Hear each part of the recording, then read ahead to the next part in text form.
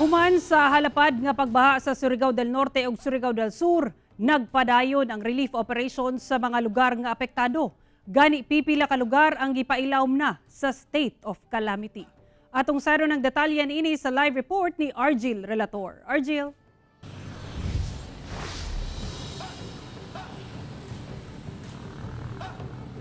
Sara, maayo na ang dagan sa panahon sa Surigao del Norte, human nga nalusaw na ang low pressure area. Samtang padayon gyapon ang pagpanghatag og mga relief packs ngadto sa mga apektadong residente sa nahitabong pagbaha niadtong adlaw sa Pasko sa mga probinsya sa Surigao del Norte ug Surigao del Sur.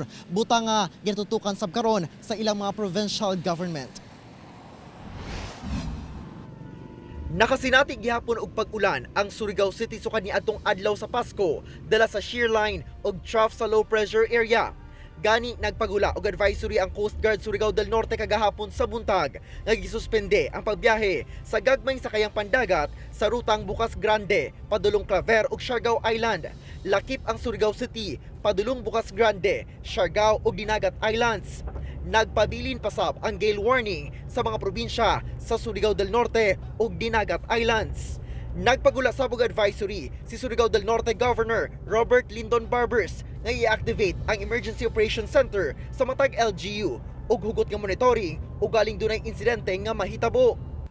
Apan labing gitutukan karon sa provincial government sa Surigao del Norte ang mga lugar nga nagrabihan atol sa pagbaha.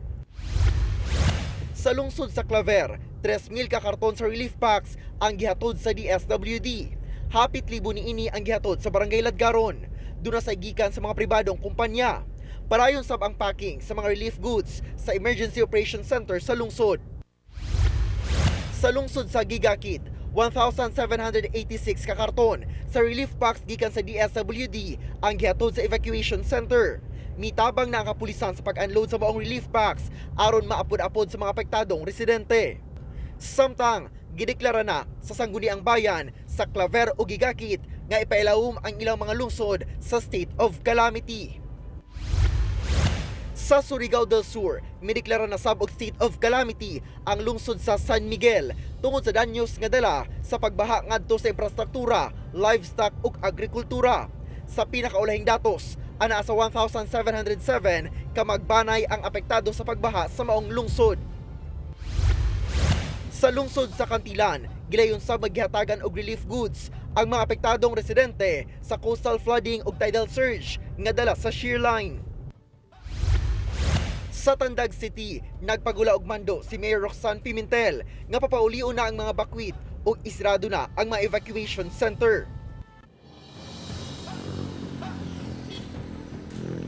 Sara, gawa sa paghatag og mga hinabang sa mga apektadong LGU sa ginahimo karon sa PDRMO, naga-field monitoring sila aron masuta ang samtang sitwasyon sa mga apektadong lugar. Hinuon sa karon as to the estimated cost of damages tungod sa pagbaha, wala pay nahatag nga kining datos ang mga LGU ingon man ang PDRMO, pero ang sigurado karon libuan ka mga residente sa pipila ka mga lungsod ang apektado sa pagbaha. Samtang sa laing bahin tungod sa sagunsong pag-ulan, dunay nahitabong landslide sa usa ka barangay sa Matis City, Davao Oriental. Diin giingong 4 ka mga residente ang natabunan sa pagdahili sa yuta, lakip dinha ang 2 ka mga minor de edad. Alas 11 Miyerkules sa buntag, dihang nahitabo ang pagdahili sa yuta sa Purok Sangay, Barangay Don Salvador Lopez, Matis City. Gilayong niresponde ang mga otoridad sa lugar alang sa retrieval operation, humando na matud pay 4 ka individual nga natabunan sa pagdahili sa yuta. Tulo kanila kay magbanay nga sakay sa motorsiklo kinsa naaktuhang anaa ni atong tungura sa lugar dihang midahili ang yuta. Samtang ang usa kay residente nga namingwit sa creek.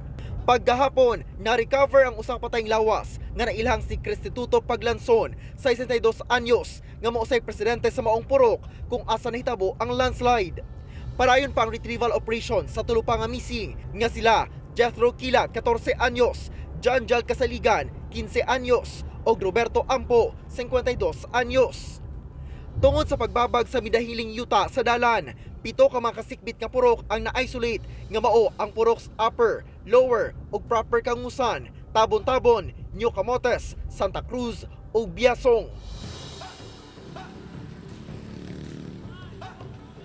Sara, 86 ka mga rescuers gikan sa kanaiyang ahensya ang tinabangay karon sa tinguha nga makuha ang tulupa nga na missing human natabunan sina dahili nga yuta. Sumala sa pag-asa nalusaw naman ang kining low pressure area apan dunay gihapon localized thunderstorms nga makaapekto sa panahon sa Mindanao nga magdala og mga pagpanalugdog ingon man patak-patak nga pag-ulan.